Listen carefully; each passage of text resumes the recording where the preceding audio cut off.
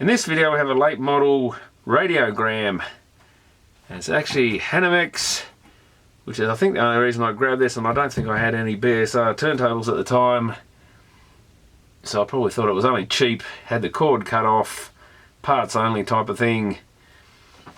I thought it'd be interesting to look at, but yeah, well, quite a rare thing. Looks like it's from the 70s, but no cassette player in it, surprisingly. Front badge has fallen off by the look of it.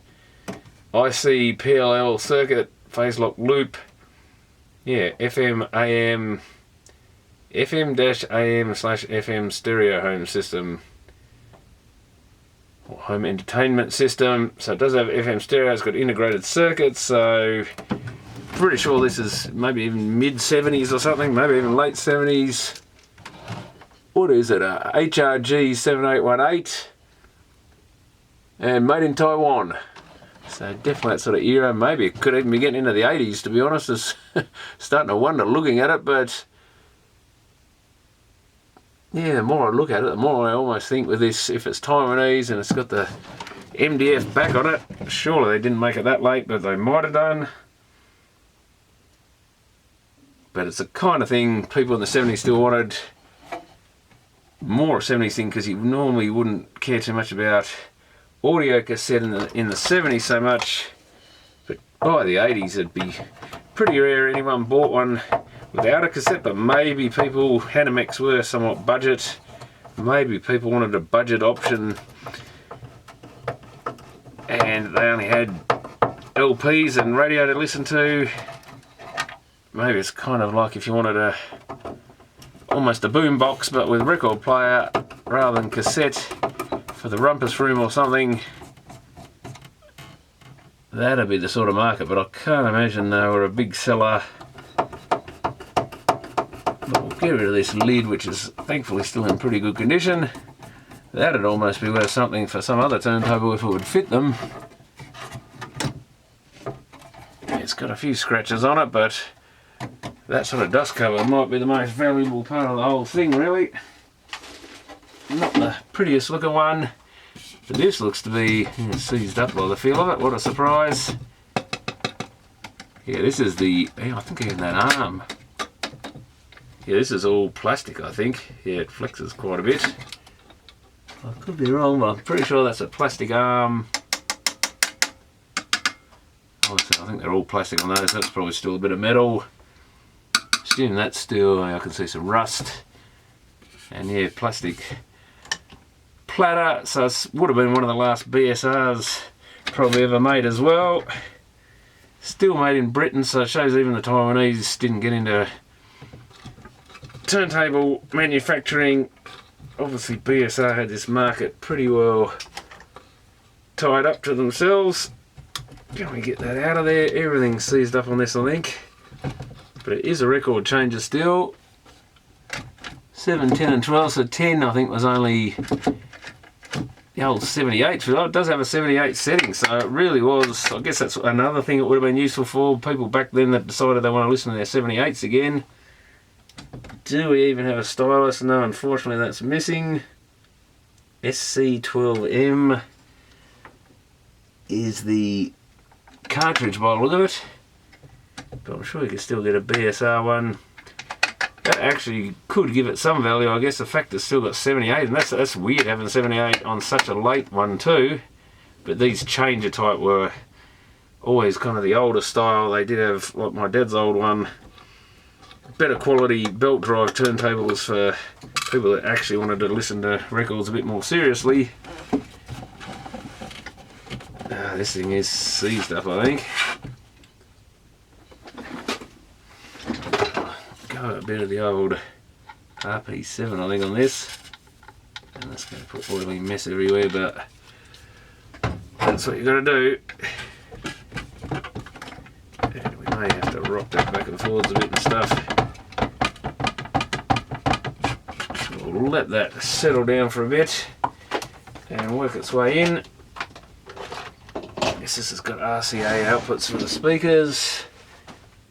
Now it's got 4 speaker system, auxiliary out and auxiliary in, so made for a cassette player to plug into. So they're calling it, oh yeah, rear and front speakers they're calling it. We've got surround system. No, not really. I can probably plug my little short leads in here. Let's go to the fronts.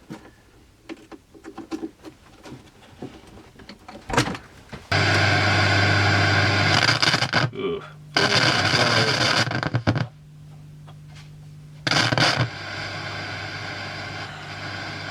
Balance is a bit dodgy.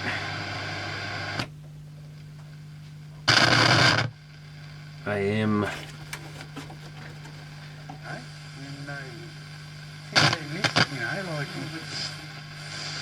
I went to speed mark. Can't tell us yet. Everybody.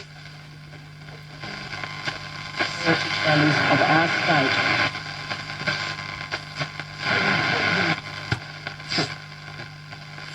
Trembling in fear.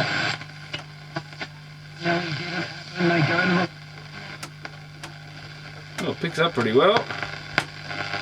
That's the best AM radio I've had for a while. Let's look an actual antenna to it. Does it have any external AM, FM? Nah.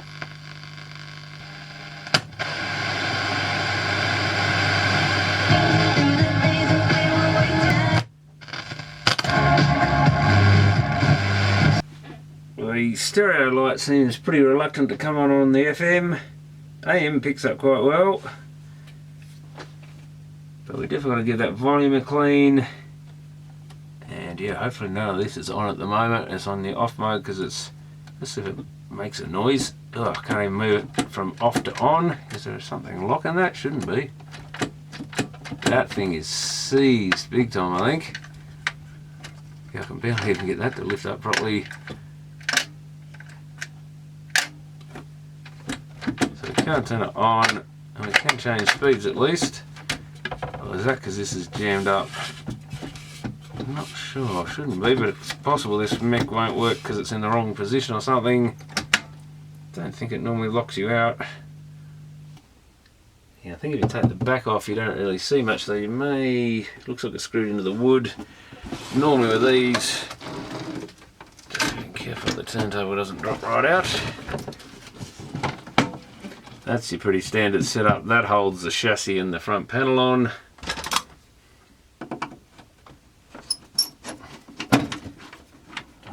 Just going back inside it.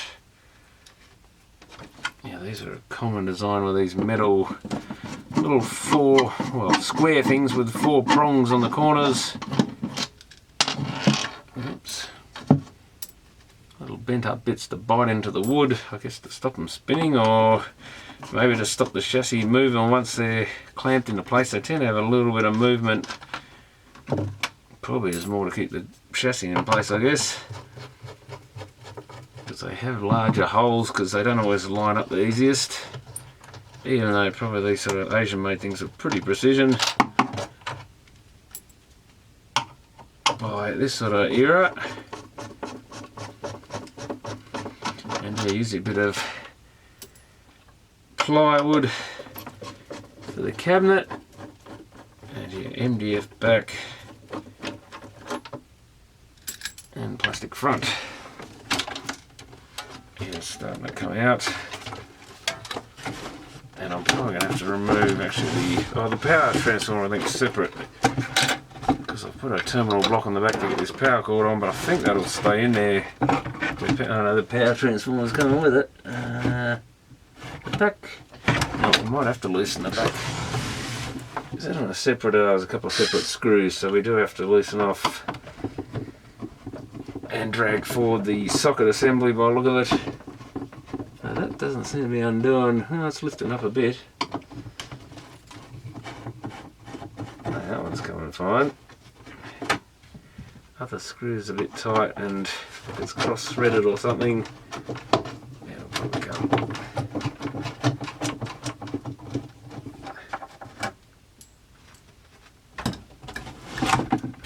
I can fit my terminal block through, I think. And yeah, normally you unplug the turntable. Do we have to remove the turntable as well? That is the real question. Something's not coming.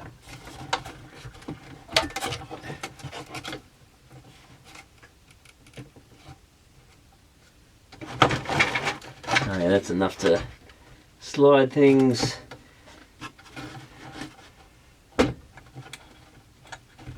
we've got to flip these little bits up. There's the other screw. Right, we'll probably have to take the back off to lift the turntable, or flick the bit on the turntable screw.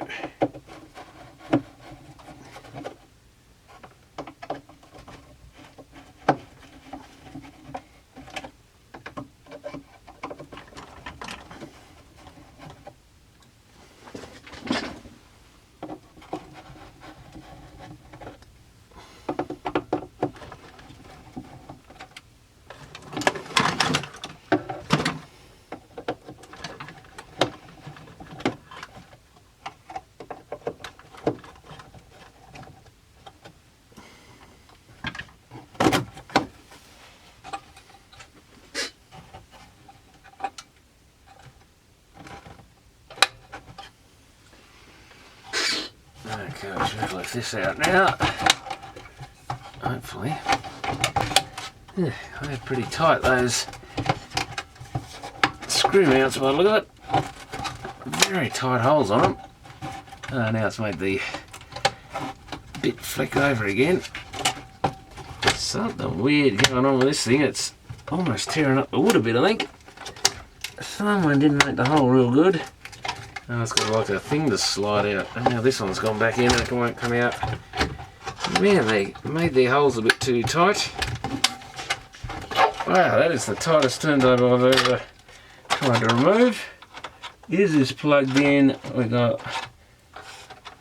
yeah, the wonders of Taiwan. So they've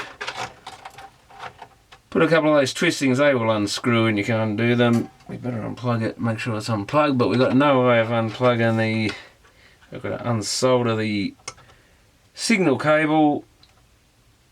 So yeah, too tight to put a couple of cheap RCA plugs in there. That must be the amp board there. I can see one of those weird flat pack amp chips, but we should, but of course it's going to make things a bit dodgy. Should be able to undo... ah, they're soldered. Ah, yeah, dirty rotten. Yeah, we're going to have to cut them.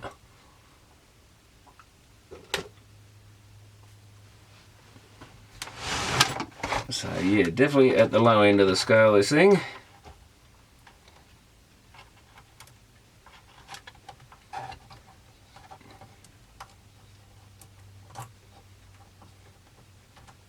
But yeah, it does kind of look like around 1980s kind of tech.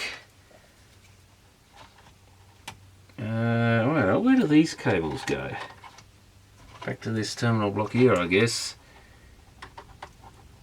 So I think I'll just snip that off. Yeah, snip that off and we'll have to re-strip them later. Hopefully we can get this to screw onto these single wires. Might put some tape around it to be safe.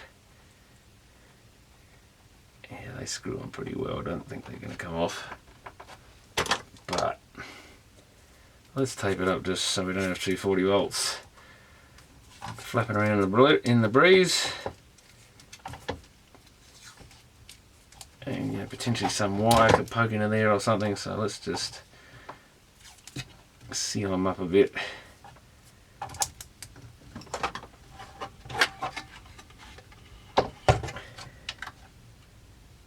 And what's the easiest way to do this? They're joined together, the ears, I think so. Although,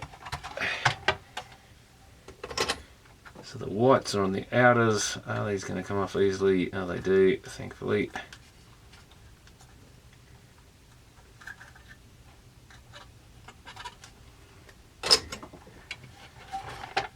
So what is it? A C197A1. Always quote above reference.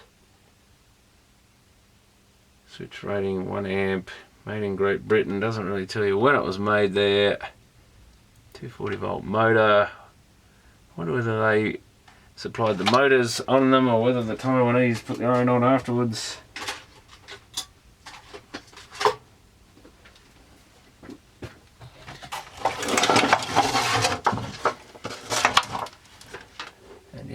ideal floating around either. We might have to take them up as well, I think, just so we don't short anything out with our phono wires.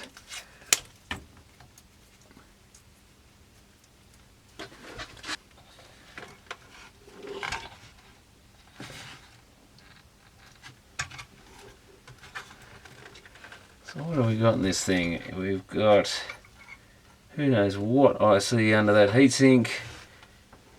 Probably puts out a little bit of power. I think they were mostly HA chips. Built in packages like that, we've got an AN115. So that's kind of a 70s type number, only a 3-digit AN chip. Someone's been writing a bit of stuff on here, probably quality control or inspections or whatever. What's that? Gem 194 on that board. Gem something on that board, so that's probably some indicator of who made it. Amigo transformer, and yeah, more writing on that. Should I see something somewhere else? Yeah, Gem 194HB on the LED, stereo LED board. At least we can get to these pots now, but can we get some cleaner in them? Yeah, you can get in from the side, but my cleaner's gone. Yeah, these pots, they're mounted upside down, and the bit where the bakelite circuit connection things comes out is where you want to go.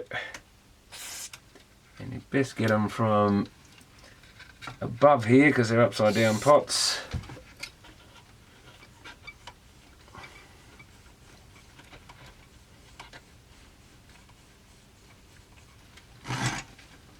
And yeah, we're dripping everywhere, that's a good sign. I'm not sure how I can do the balance. Oh, the balance has a little, one of those little sort of bent holes in the back of it, so you can go in there as well. The volume doesn't have that, so I had to go in where the connections come out.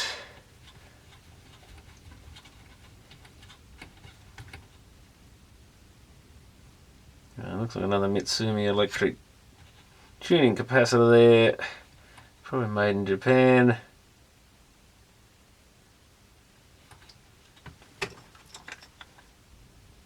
Mitsumi Electric Co. Model C2, I think. PVC2EX or something.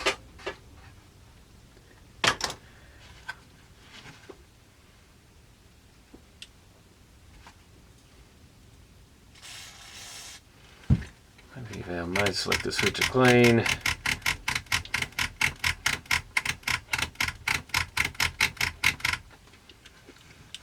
And yeah, the other two pots not so easy to get to, the tone controls or whatever they are. Yeah, bass and treble. Might kind of have to spray above and hope some of it goes in there, I think.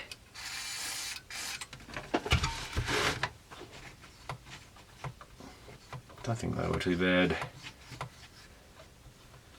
I guess we've got an AN chip there. I wonder if that could be an AN something I see.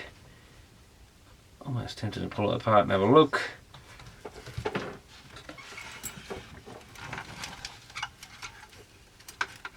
Two screws and nuts.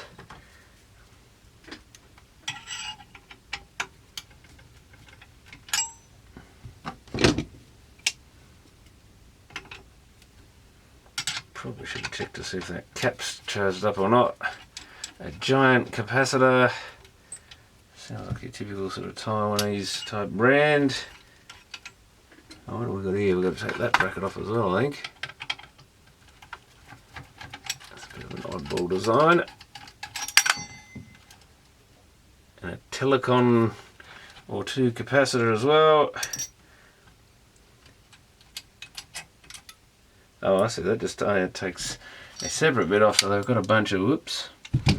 Forgot about the nut still being on the pliers. They've got a bunch of bits of metal all attached together. Those ones face inwards.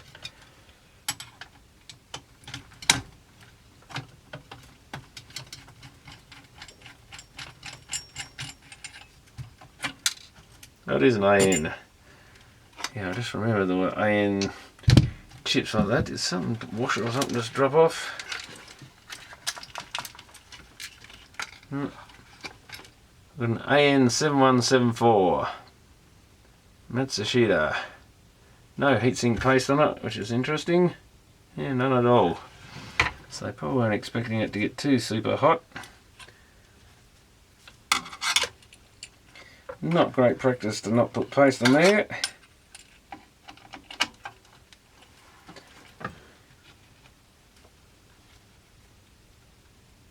Oh yeah, there was a washer came off by the look, because there's one on the other side. I wonder where that went, little bugger. Oh, let's just get that together for now.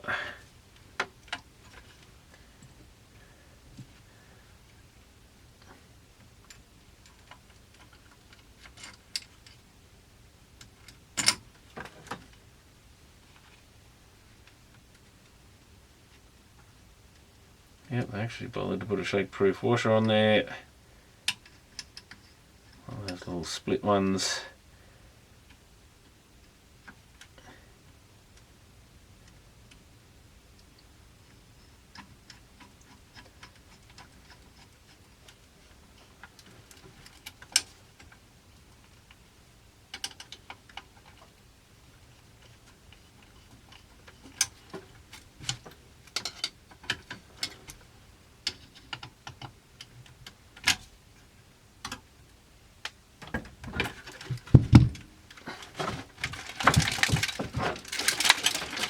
There it is.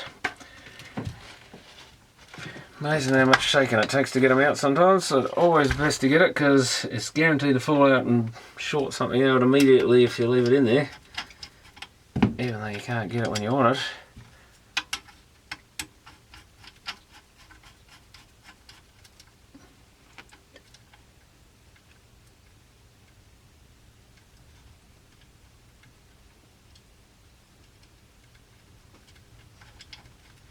But at least this isn't all covered in green lacquer and stuff like you normally expect with the screws and stuff in these sort of Taiwanese things and this sort of era. Must have been prior to that going all over everything, red or green lacquer and all the screws, and partly it might have been done for quality control or something, but they used to cover everything in it.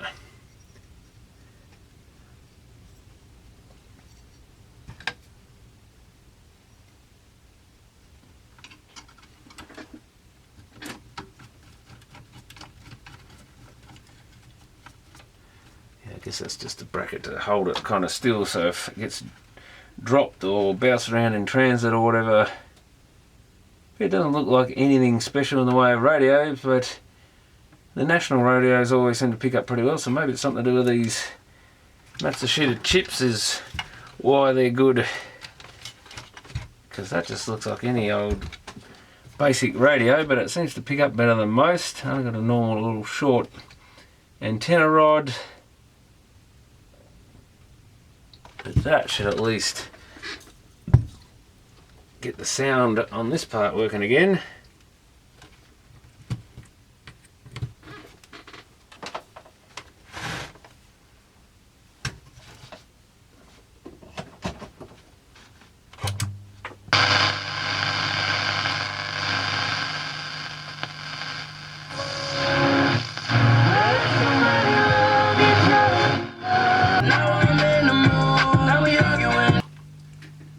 Now, we do have one adjustment here, which is right on at right angles to the board.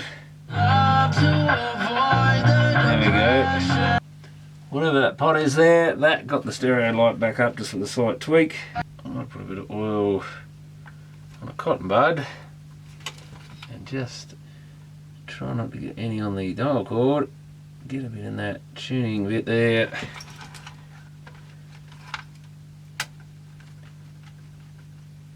There's a circlet there, and if we can get it a bit under that.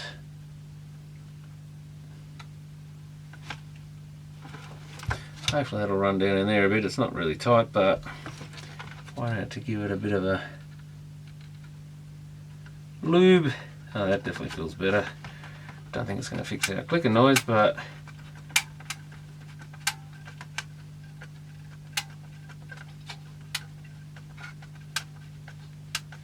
is making the noise?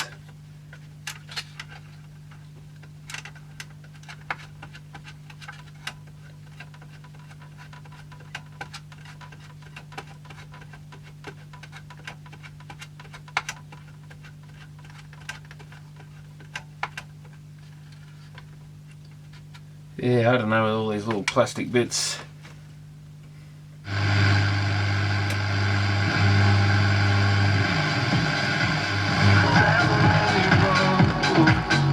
You're listening to Community Radio. Huon FM 95.3 and Kingston FM 98.5. Huon and Kingston FM acknowledges the tradition. Well, someone's gone to the toilet or something and left that running. Since that's the third time they've done it. Culture and payer is past. Community Radio. Huon FM 95.3 and Kingston FM 98.5. Huon and Kingston FM acknowledges the traditional custodians of the Southeast Nation. Oh, well, looks like they've disappeared somewhere. And we've got the phono and auxiliary inputs. Past, present and emerging. You're listening to Community Radio. Huon FM 95.3 and Kingston FM 98.5. Huon and Kingston FM acknowledge... Jesus, it's an endless loop. I just noticed it's got another made in Great Britain, actually moulded in the plastic there, inside the aluminium bit, because they often popped off, although maybe these older ones had a bit of glue. That's actually just paint, I think, that one. Yeah, that might actually be painted too. They used to have an aluminium piece in there. And yeah, it could come off, I think. Has this thing come loose at all? Probably not. I wonder if that's an issue with the plastic ones, if they're any different to the metal ones. Pretty sure that should just lift out.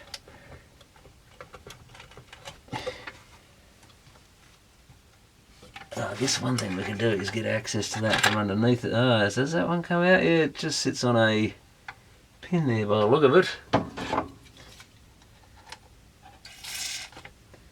Let's put a bit of soakage in there as well.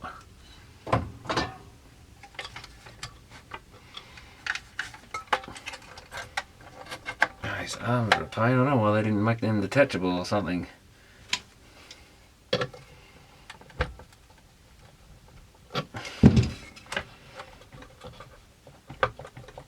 Should really, oh, here we go. Should really put something over this so you don't mark it with the pliers, but it is hard steel.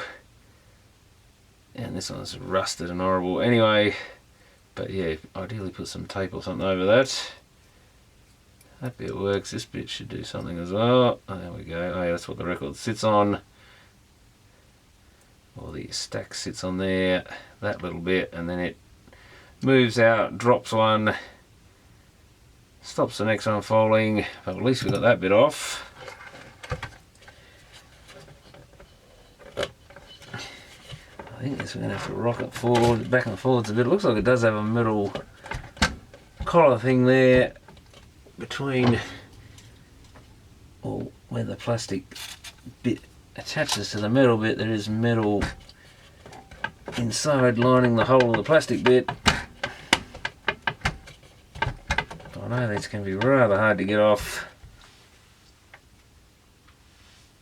I mean, one thing you can do is whack this bit with a hammer or something. Sort of bang the turntable down to try and shock the thing loose. I think that's what we might have to do.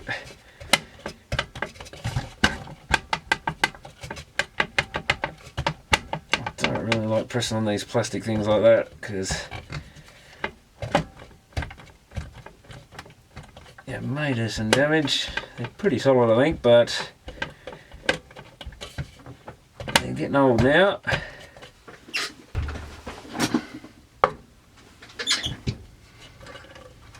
Well, not the recommended way to do it, I'm sure, but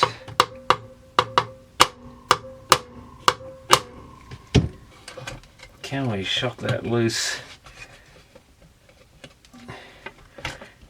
Don't want to hit it too much because you probably won't be able to fit the other bit back in there if you do, but I think it's pretty hard metal, but that does not seem to want to move.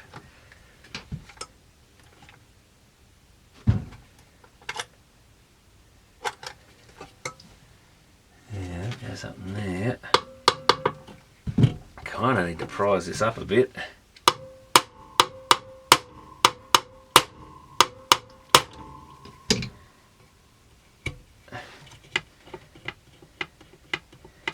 That doesn't help. I guess the other option, I wonder if that's why they put a slot in there so you can hold that still. You got one of these super big flat blade screwdrivers. Even that's going to pivot in there a bit, which is not ideal. Yeah, it's going to bend it, unfortunately. That's not what I'm trying to avoid. No, it's going to twist it off, I think. What if we drop the chassis down? Can we access anything to prise between? Assuming it's sitting on this chassis bit, which I think it should be. Motor's in the way a bit, but luckily it's on rubber mounts.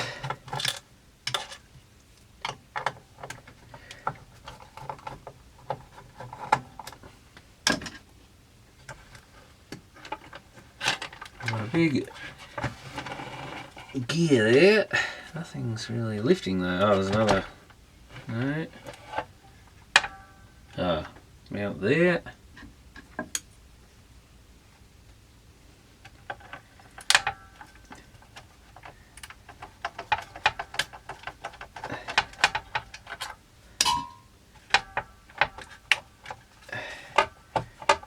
Something's coming loose, but what are we lifting here? Is that the tone arm lifter or something? Something related to the tone arm. Do we just lift that spring off or something? Ah, yes. Pull that little spring out. That gets the arm off. This is getting very messy very quickly. Stranger things you remember.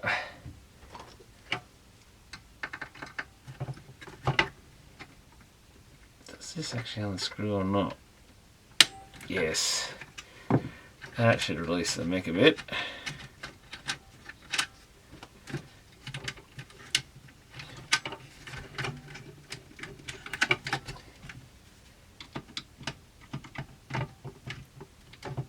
Off you come. And is that a washer or something? No, just plastic, I think. And now we've got a loose arm. Like, probably a good thing I don't have a stylus in there.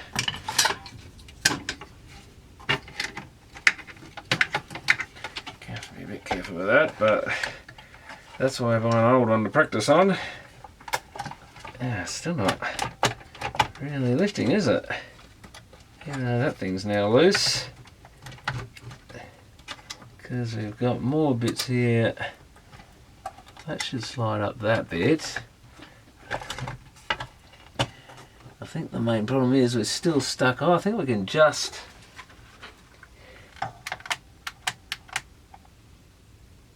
see where it sits.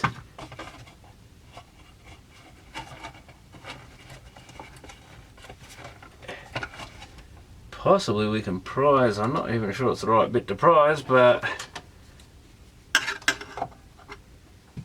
we need a longer flat blade.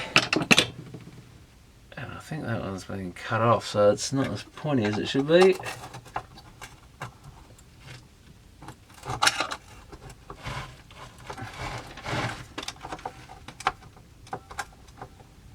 I think we prise between the sort of brass bit and a bit of die cast looking stuff.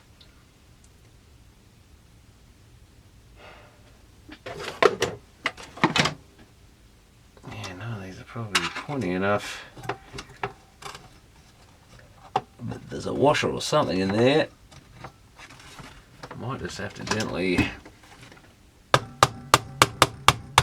tap it in. Something moved.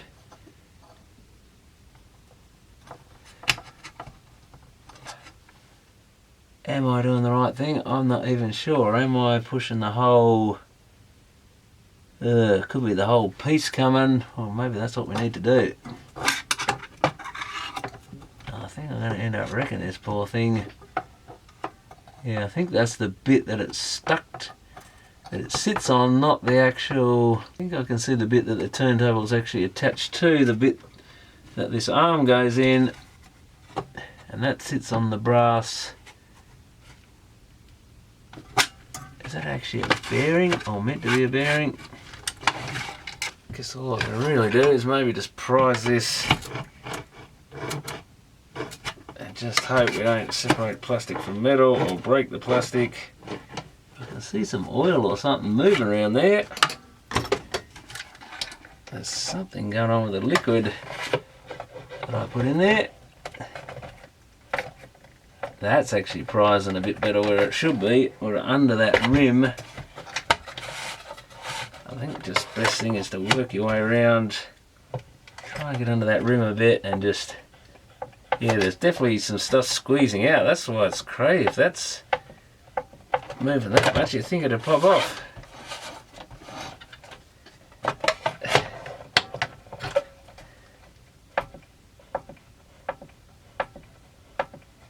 Wow, that is very seized.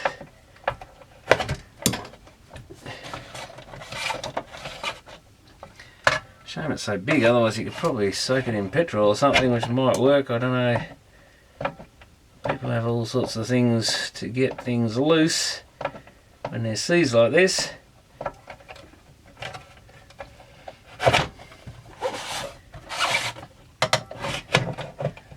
going to mark the edge of this a bit, which is not the best. Almost, well, can we prise more than one place at once, I guess is the next thing. If we can sort of put a lot of upward force on this thing right around.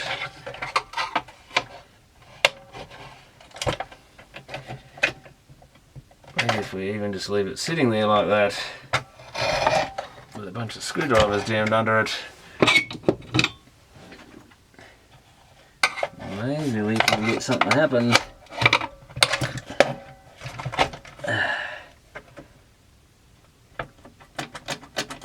Wow. That is some crazy stuff. Oh, what do we... Yeah, gotta be careful we're not pressing on anything we shouldn't be.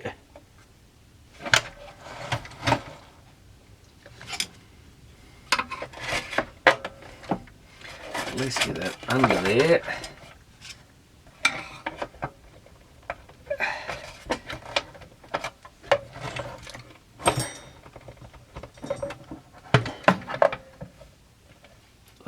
Some crazy stuff. Definitely not good.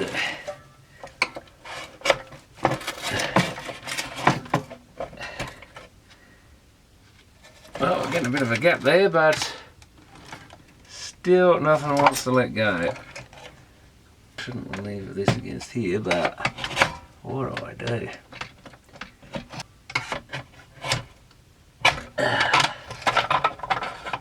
Oh, it's starting to slide. Wow, that is crazy. So I've got 3 screwdrivers jammed under and it's coming.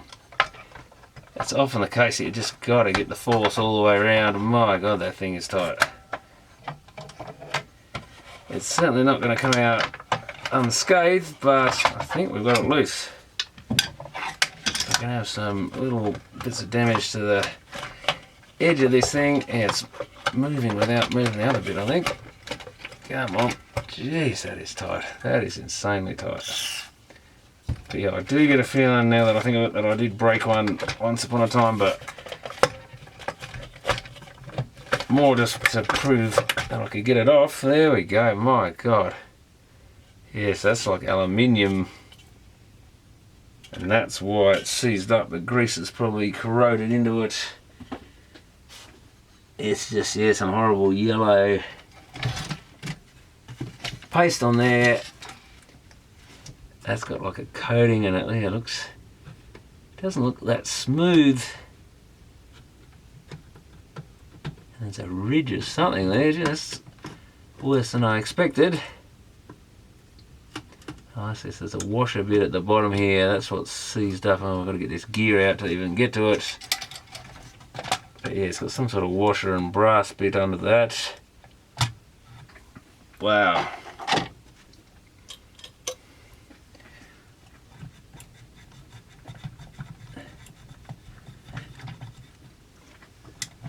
I mean, this doesn't need to be smooth. It's this other bit that's meant to... Well, is it the other bit that's meant to rotate? I don't think this is... Let's see.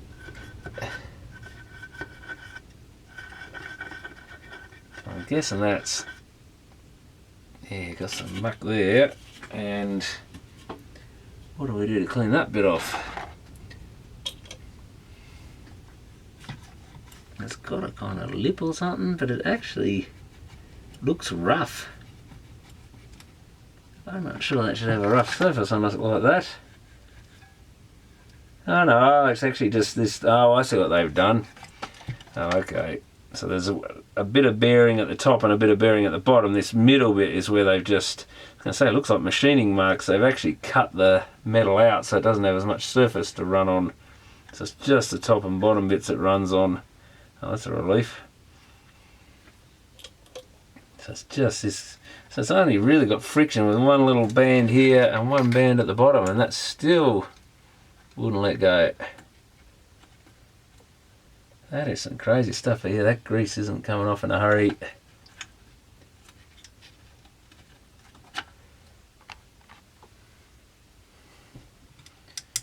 That's surprisingly not seized up. If we flick that circlip off, I guess I should put the screws back in this bit so it's not loose relative to the chassis. Now that's pretty seized. See, now I've got this bit. It is moving separate to the shaft it's on, so that's something I just got to pull it up and keep winding around. I think it's just some horrible dried up. It's just turning to like powdery stuff. Oh, I see there are actual ball bearings there. There's a little race in there. Oh, I bet they're all going to fall out, aren't they? I think I had this problem before. You lift it up. I guess while the grease is sticky, they'll stay in there, but... And yes, there's a... Oh, they might be held captive in that one. And a couple of washers.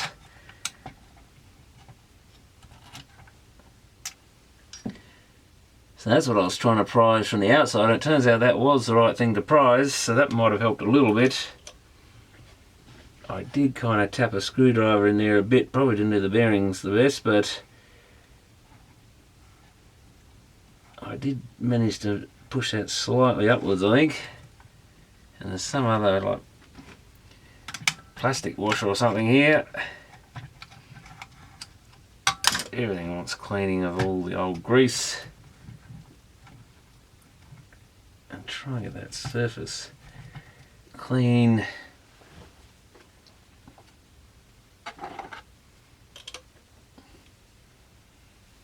It really smells like some sort of horrible grease. But yeah, that's hard to actually get the surface fully clean.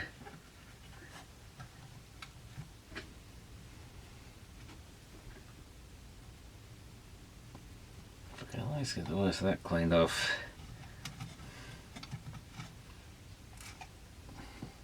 Yeah, just sticky, gooey grease on there. That is horrible.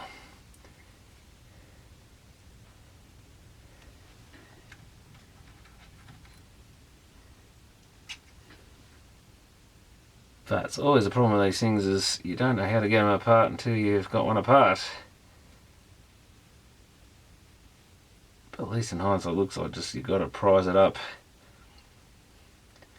with some screwdrivers, and I don't think there's much else you can do really. Maybe something, if you could jam something plastic in there, I guess, or something that's not as brutal as metal screwdrivers. Maybe you could do it without marking it too much.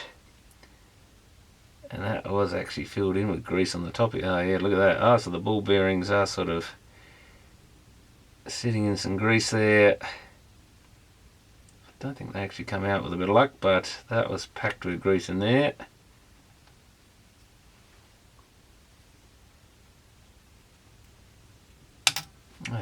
rotten little. Get some paper towel maybe and try and really get the grease off. Quite a dirty job.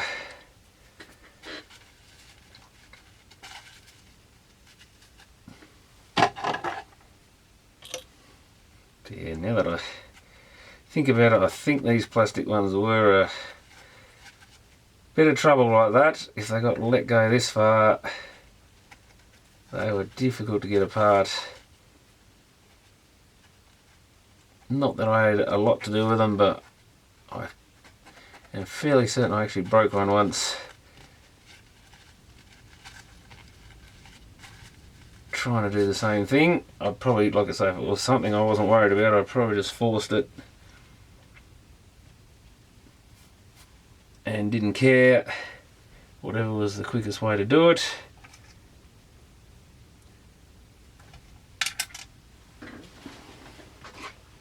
So I might just use a bit of this car bearing grease. Seems to be pretty good stuff. Wheel bearing grease, well, it's the same sort of stuff.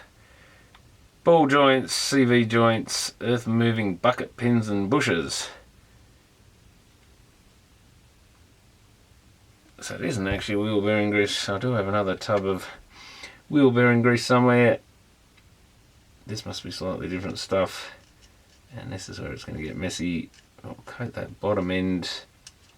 I guess in theory I probably should have rolled those ball bearings around a little bit more, but I think it'll be alright. And just put a layer to fill in around those.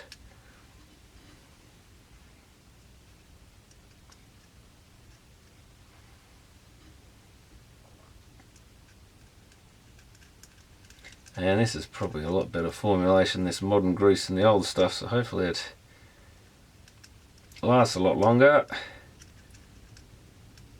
Not that this unit's likely to see any more use anyway, probably it's not a lot of use, but if we get a 78 record player going, whether you can still get the needles or stylus for these is another thing.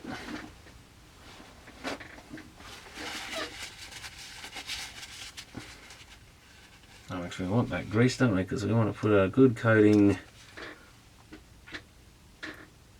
on that face.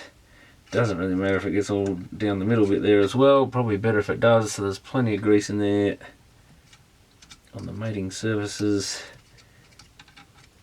And we still got to clean this other bit off as well, so it's another whole job. What's this little pin? This looks all seized up as well. I don't know if that little bit's meant to move on there. But this shaft where the gear I just took off goes, again it's zinc or whatever against steel, and dissimilar metals seem to have a few issues with grease sometimes. Seems to exacerbate the situation at least. But yeah, when this was last used, who knows? Or whether it was used. I mean, maybe someone bought it because they had some records and still never used it. Just listen to the radio. You just don't know with people.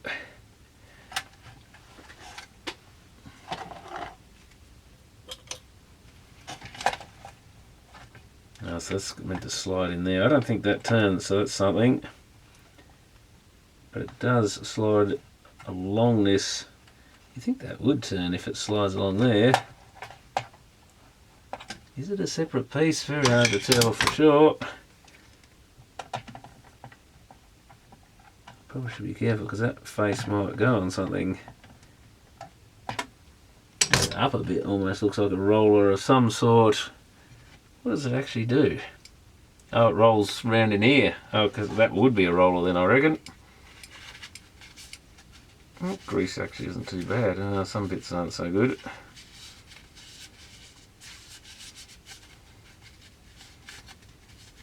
It's a bit dried up on the face there.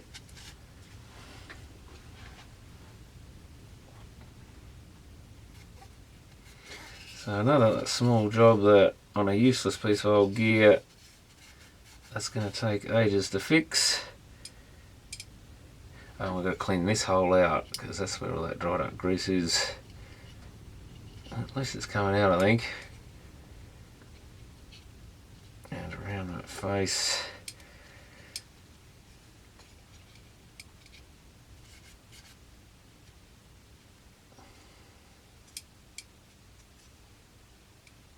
Yeah, I don't think there's any way that pin didn't have a roller on it. So that's as seized as well. It feels like it's a piece of the same piece of metal. Can I get underneath the bottom of it with my greasy screwdriver and try and force... Yeah, I really need to screw the chassis back in, I think. Okay, I just set this thing back on here, put a heap of grease on it, down the centre shaft, and it's a little tight on the top, so maybe it did get a little bent or something, hitting it with a hammer or something.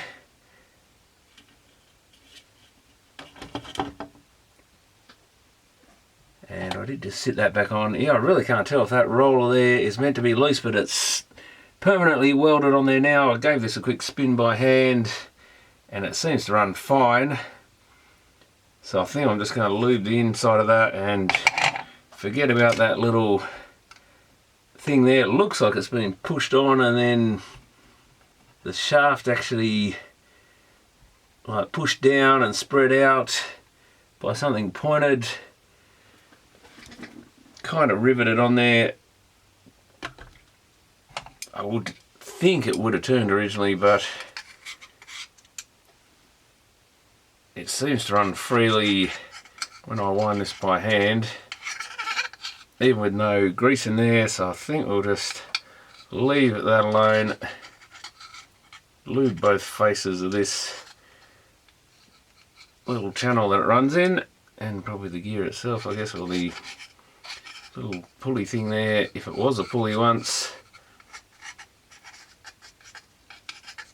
But give all that a coating. Put a bit on there. Now this other bit goes along that little slot there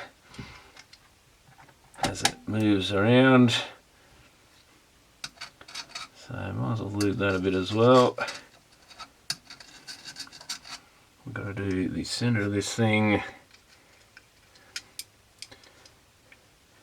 And a bit more on there, I guess.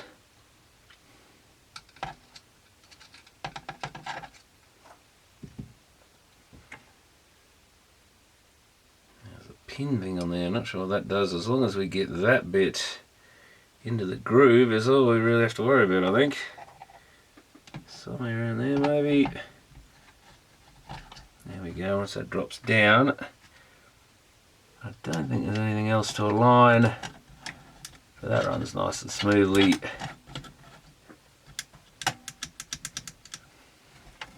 Ah, wrong circlip. Where did I put that one?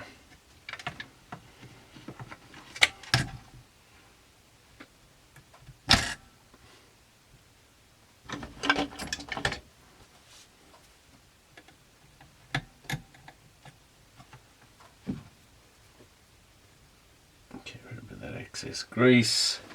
I guess while I'm in here we probably should do that one.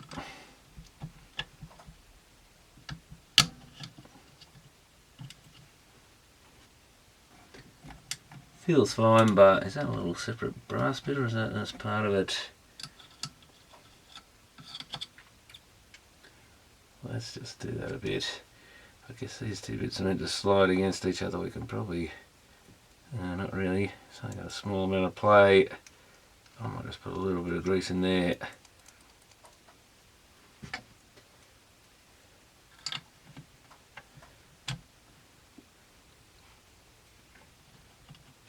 Because if the rest of the grease is gone, that's not going to be too far off probably.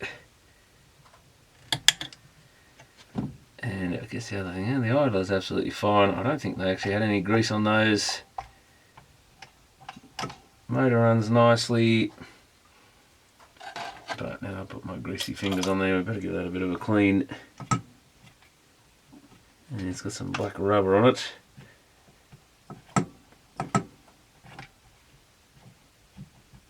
This 3 speeds must be, I guess. It's got 2 normal looking pulleys and one sort of one with a bit of spring or something wrapped around it. Maybe, I don't know why they do that. They got the pulley shaft, or well, maybe not the wrong size, but maybe just for the 78s they added that extra bit. Yeah, on 33 the 78 goes on the thicker bit. That seems a little high. Is that actually sitting right? That should be a little higher, I would have thought. We can't always, that's the other bit seized up, so that's more like going on that thick one there. That's sitting at the wrong height, I think. Oh well, that's another issue we might have to deal with. But yeah, something on this top lip or something feels like it's catching. We won't put the thing back together yet then. This could do with a good clean under there as well. There's a lot of dust and stuff. That's the one that's jammed. Guess we probably should have looked at that as well. Oh yeah, that's the bit that sets the idler. What sets the height of it?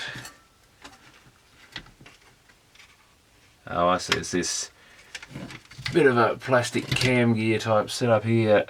It slides along as we change speed. Lifts it up on that plate, those little plastic teeth. So there's not really much, unless the motor itself, or should that hang, that should probably hang down, shouldn't it? That's what it is. Does the motor sit a bit lower? Yeah, that side seems a bit high. Unless this rubber's actually gone hard, but if that sits down a bit, now we're getting into a better position. Did I just have it sitting on that part? It's just still a tad high, I think, but you forget that if you sit it down here, the motor definitely lifts up when we put weight on it, so that might have been half the issue. Now we've still got this. Is there a lockout on this thing? That does the switch and the idler.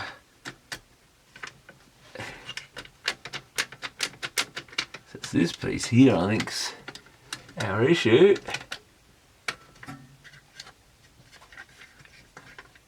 Is there something there that locks it or something? Ah, this plastic bit's jumped out of this other bit by the look of it. That pin surely goes in there. Well, that probably happened when I pulled the chassis off, so that was my fault. Goes to show there's always something that doesn't go back together.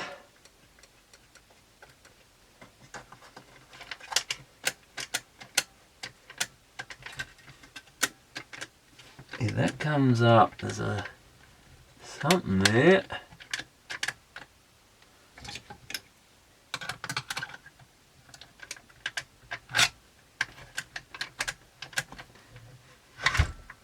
I think what I'm going to do,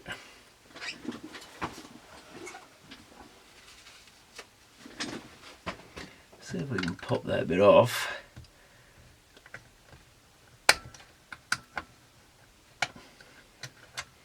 Yeah, that's it. Move the circlip. Yeah, now it runs. So it's doing the idler, the switch. Doesn't actually do anything with this thing. Oh, that's the other switch.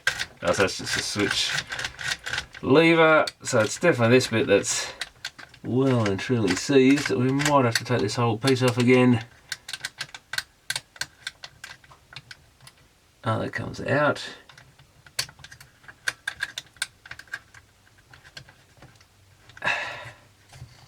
Well, that pin doesn't.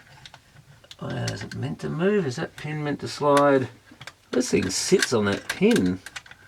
Something's in the wrong position. I don't know what's going on. That's not going to go anywhere. Unless that pin, I think that pin's meant to slide. Got some sort of cutout here. This pin must slide in that, surely. Well, it doesn't. It's the only thing that can happen. This can only move up that way if this pin here slides sideways or something.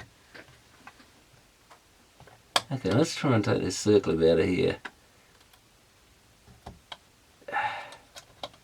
Well, we got that off. I doubt we'll be able to get it back on again.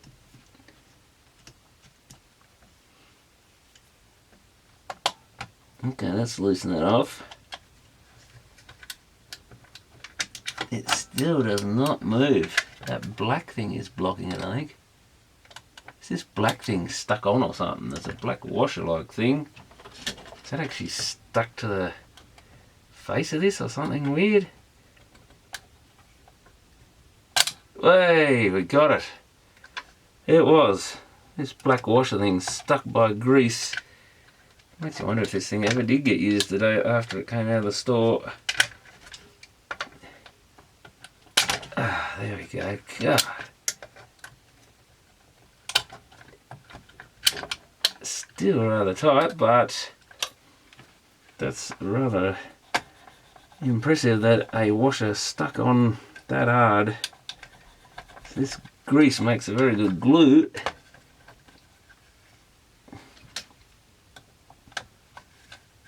Let's try and get that back and lift that up. See if I can clean it under the washer a bit.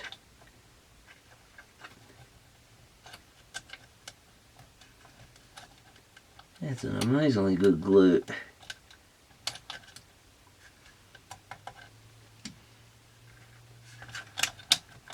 Okay, let's push that out of the way.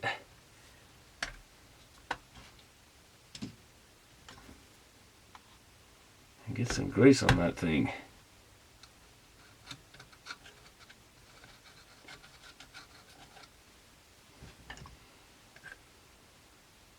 Well, I think that's the most seized turntable I've ever worked on.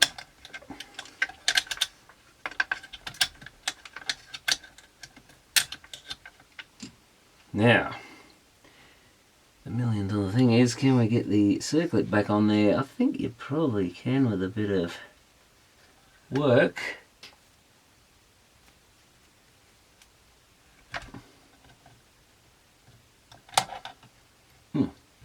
Spun right around, not what I wanted, but I almost got it on there. Yeah, oh, wait up, what? Did that thing bend? I don't think that is going to stay on there. What the? Huh, great. Oh, maybe I'm on the wrong bit.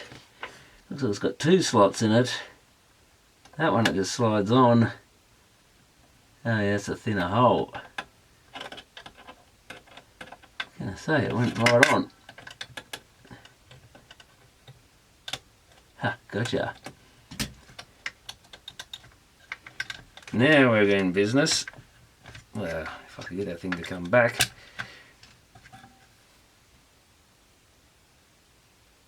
And I've got a piece that fell off. Which way around did that go? That way.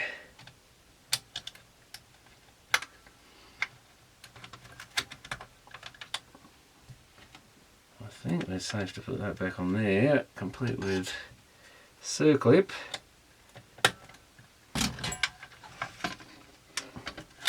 Look at that. Even though the whole chassis is moving around, get that pin back under that bit and get this bit of plastic to fit in there.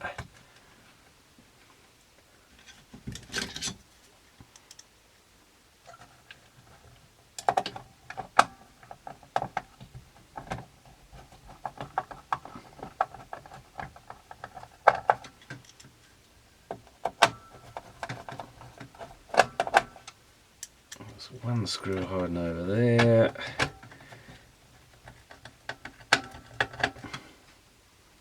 And there should be another 2, except I seem to be missing one, up the front here.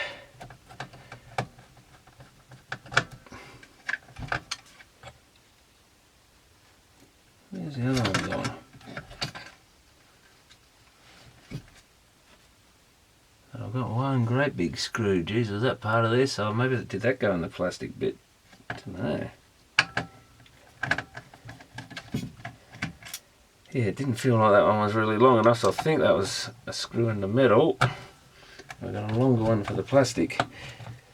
Going in on an angle, motor in the way.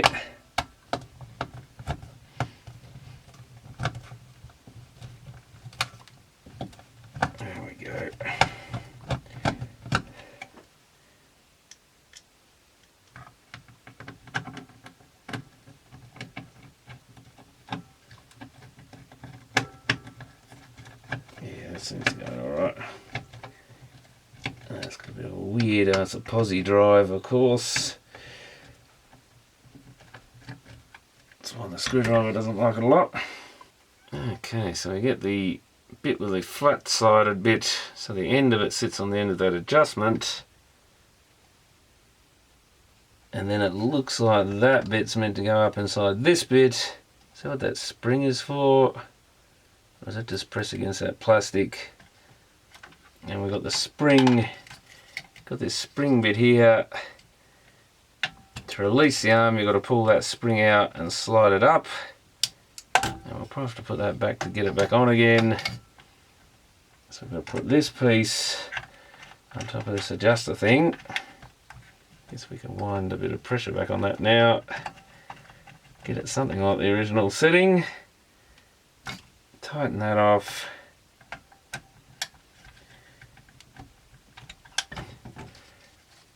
And I think that fits the arm slots over that bit, but we've got to pull the spring back, no doubt.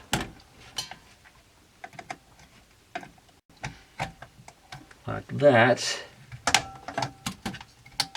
Are we on? Yeah, I think we're locked in. Spring should fit into a slot there. Yeah, we can come in. There's got another adjustment there. So there's 3 adjusters. Oh, that just sets the height by the look of it of how far it lifts up. This one that we unscrewed before. Yeah, one of them will set, I guess, where it lands on the record. So you've got to set that so it lands in the right spot.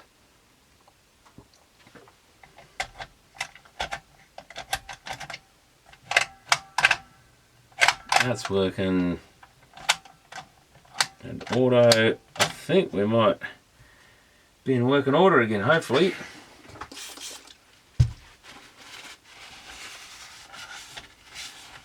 Let's just get rid of the worst of the muck off here. There's a few marks on here, but they'll be under the platter, so that's not going to matter. This thing's got rust and stuff on it anyway, so it's not like it's mint condition. Quite rusty over in this corner.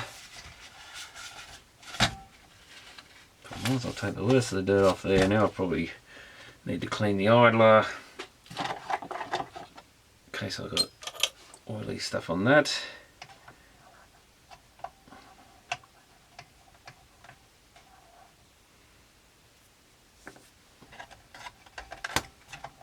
Ah, it does come out.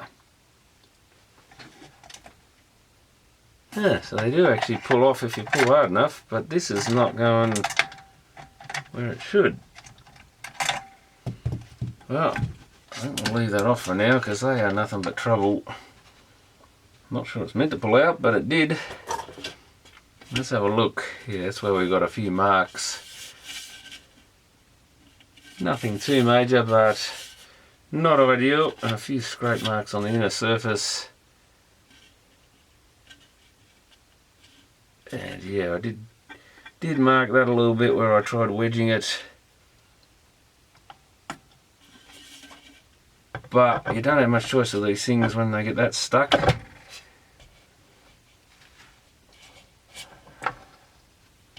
Something's trying to happen. Oh, now should we wind this, lift the arm up and see what it is trying to actually run. Ooh, that didn't sound too good. Swings back, swings in again. Ooh, something's crunching occasionally though.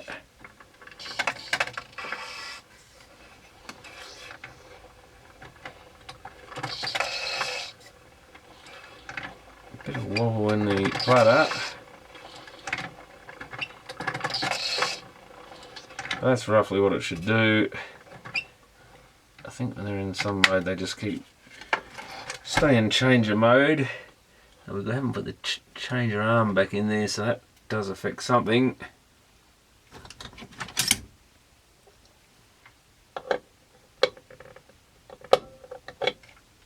Let's get all that grease off there.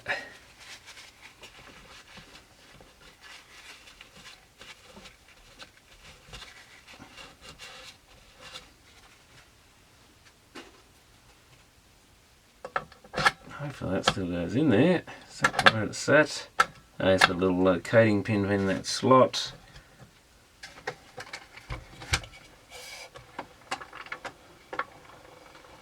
Oh, got the arm down so it doesn't help.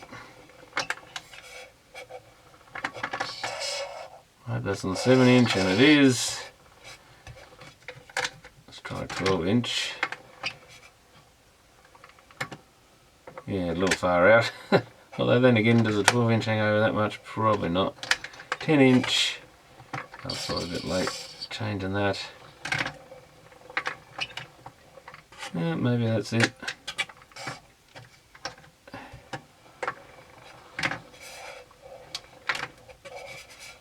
Yeah, maybe a 12-inch does overhang that sort of amount.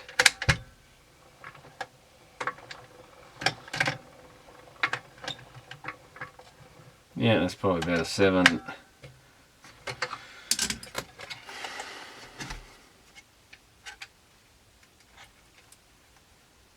Guess we're going to have to power up and actually try it.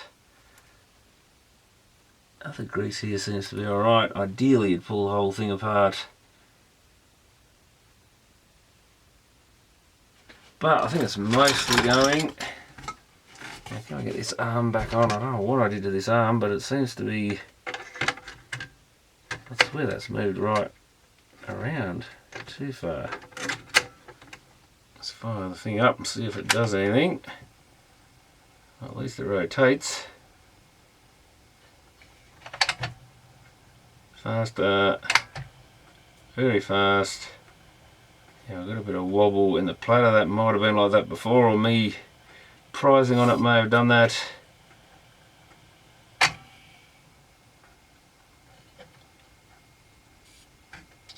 That should come in around there. Well, the auto return seems to work. And it's going to go back for more.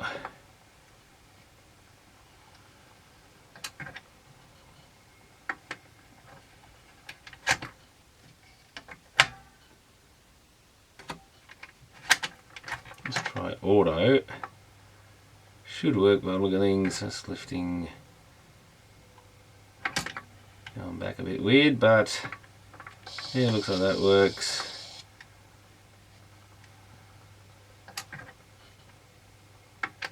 Just got to work out how to tell it to. I think there's something to do with the arm position, but the arm is not fitting at the moment, but that's running by the look of it. There's the slot over that side there, maybe. Oh yeah, that's the one. Yes, there's a slot I can see now where I've got to get it.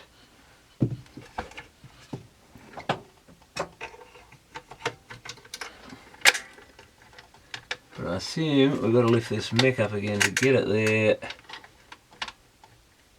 Because yeah, we've got this plastic bit in the way, so it must have, yeah, when this metal bit wasn't here. That should, oh, here we go.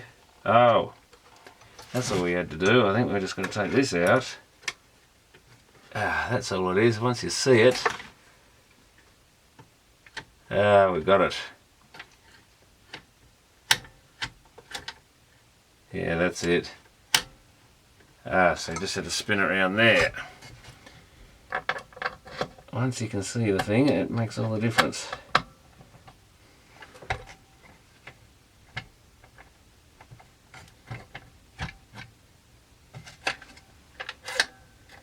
And then yeah, we can lift it up out of the way, we can drop it down.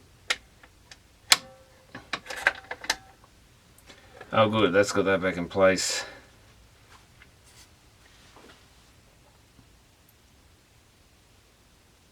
So hopefully that gets the record player going. We'll put it back on there. That's about as good as it's going to go. I can still get a stylus for this.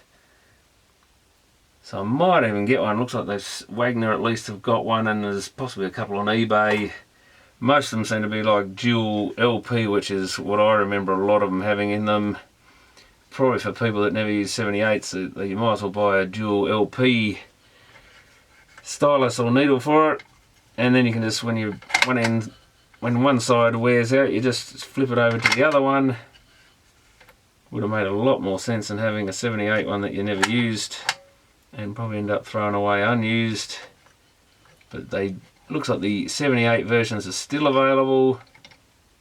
So I'm sort of thinking this thing is possibly worth getting going as a 78. I've never had need to record a 78 record or anything, but it might be good to someone, because even that old Radiogram I fixed up only had LP needle in it, I think.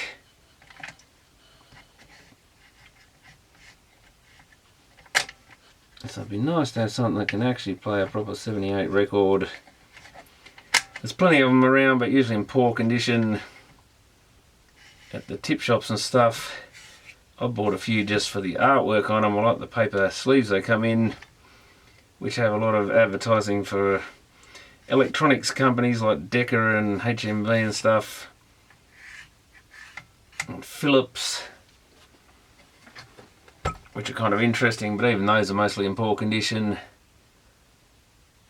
So I might actually splurge out and spend the $30 odd I think with post, around 24 or something for the actual stylus. Well, I got this thing back together. For some reason one channel's out. I'm going to have to pull it apart again by the look of it. Probably a wire's dropped off somewhere. And I found a stylus in that big radiogram from the 40s that I fixed up. And to whoever it was in the comment section that complained I bodge up the stylus on these old things before I throw them in the rubbish anyway, this one's for you, because I've got it stuck on with some good old insulation tape, because it doesn't fit. It's off a Garrard turntable, but it's the same kind of flip over thing. So we'll see if this actually operates, but the back part of it that should go into a little slot there is too big, so it's just taped to the cartridge basically, with the front bit sitting where it should on the little rubber piece.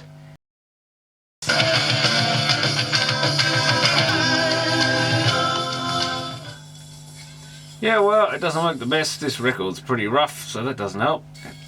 But very tinny, and it catches, and I think the tape's giving away. But that's better than I expected.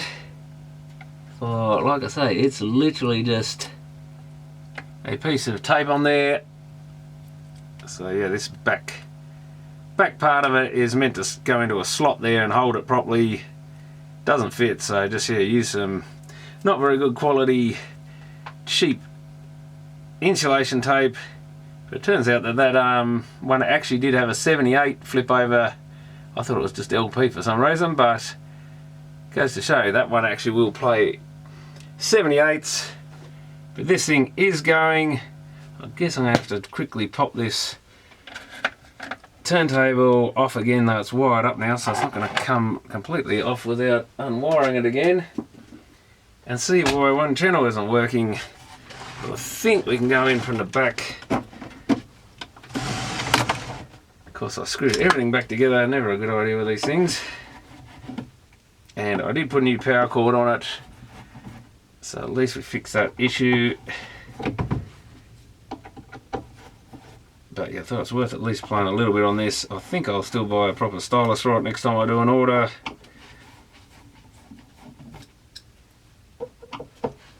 And yeah, this is probably a lot better than that other unit.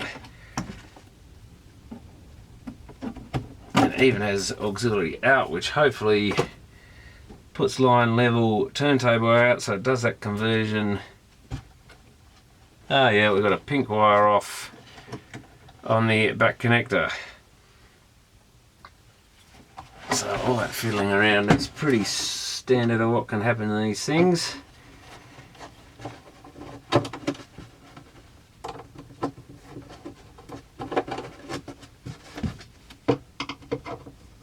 Always has to be one wire, suffers metal fatigue.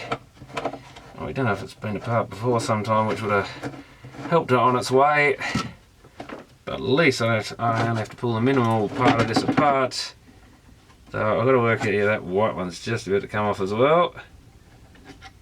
I think it must be, is it that socket which? Yeah, they're just wired in parallel, so it must have gone to this other socket here. Even got the soldering iron on to hook the record player back up on this thing. Yeah, white one's hanging on by one thread, I think.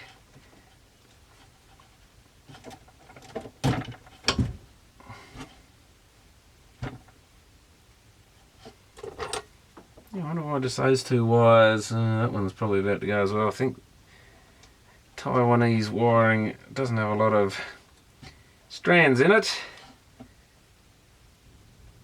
Oh no, that is the actual earth, I think.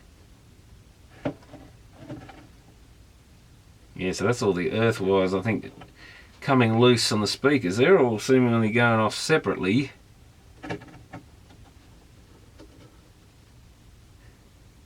No, I think these are wired to work in series or something. It's probably why you hit that switch. Yeah, not sure what they've done, but it looks a bit like they might have wired them up so that they... So you're not overloading the amp by putting two parallel sets of 8 ohm or whatever. It probably switches them in series, and like I say, the other pair did not seem to work, so that would also suggest you've got to have the front set plugged in, or which I get a feeling I've seen them like that before. That was my immediate thing, was just to think, oh yeah, it's a setup that needs both plugged in. So I must have come across it somewhere in one of these old units before. Well, let's try it. So those two, I think, are the fronts.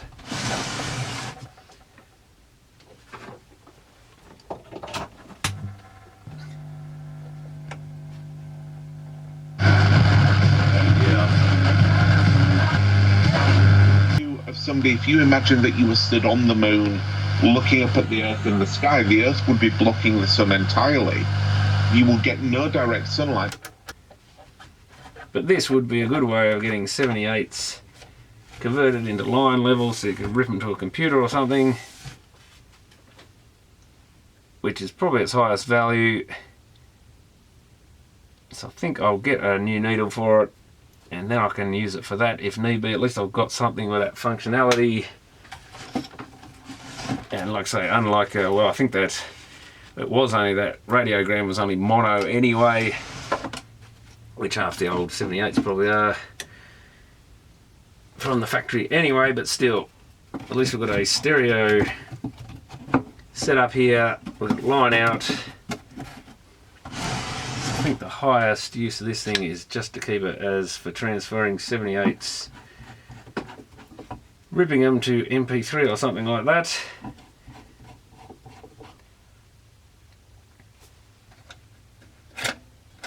And yeah, we'll maybe see which setting of this. In one setting, I think when that's back, it should actually get to the end and just stop in the auto mode rather than keep going back and trying to play another record.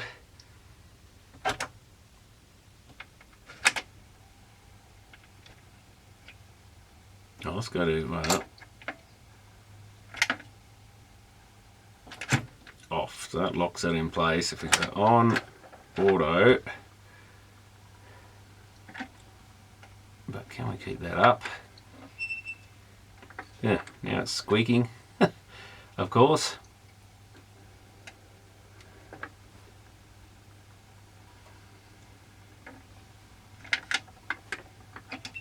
Oh no, it's going to go again. So which setting is it that it doesn't go again? I can't remember these old things. But I was never a fan of these. I never took these seriously as a record player because they were just ceramic cartridge and certainly not hi-fi level. I mean, they did the job, but yeah, this thing just seems to want to keep repeating unless there is an actual fault in it. But there should be a mode where it doesn't, and when it's in auto mode it should just stop.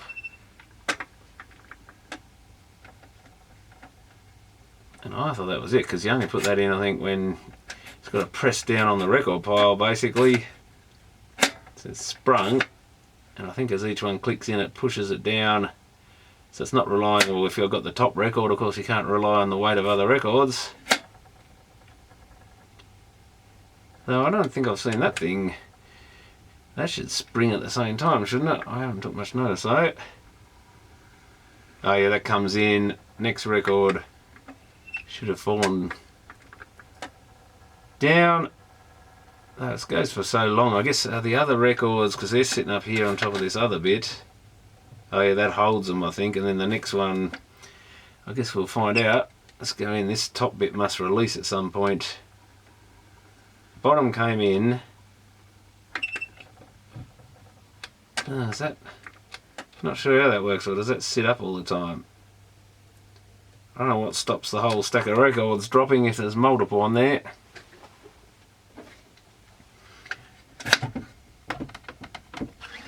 Oh, get out of the way. How does it sit there? It's a pretty dodgy setup.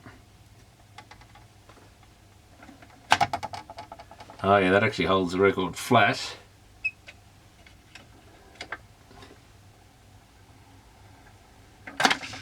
There it goes. Ah, except it swung right into the middle. That's a bit random. What are we on? 7" or something? Yeah.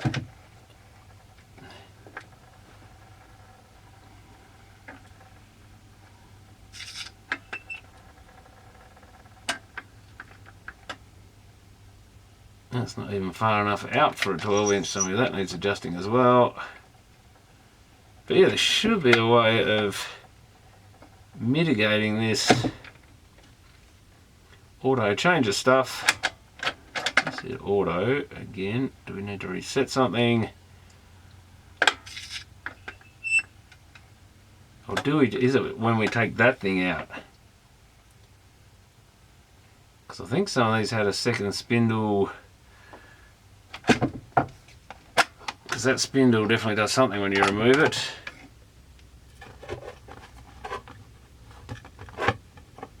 Oh, that's the little pin there. Not that this will sit here properly, but it might be that you've got to do that.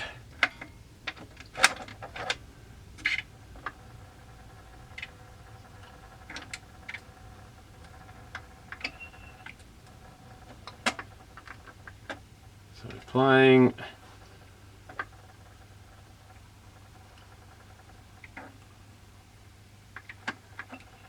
No, it still insists on coming back.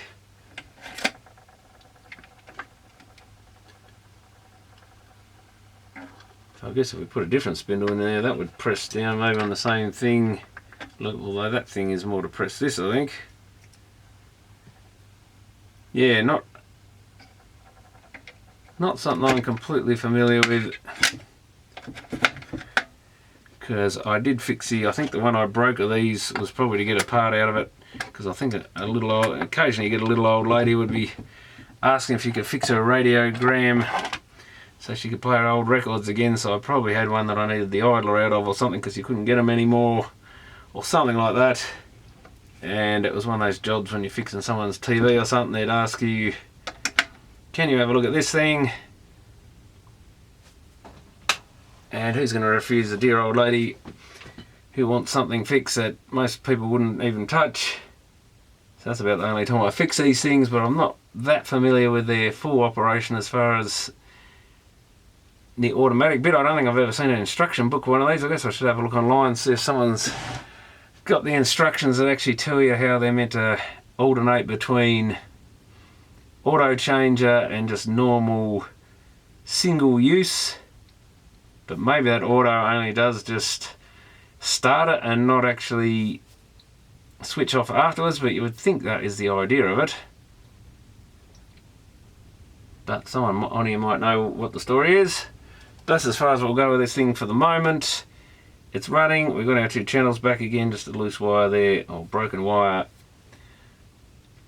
I don't have a proper stylus for it, so I might as well order one, I think. And then this can be a good 78 player. In case I ever want to, I do have, like I say, a pile of them here, but I think they're all pretty scratched up and horrible, but it might be interesting to play a couple. I don't think any of the music on them is really worth saving, and people have done a lot of them. I think YouTube has got a lot of the old records on it. You can look up just about anything between Discogs and YouTube and have a listen to it.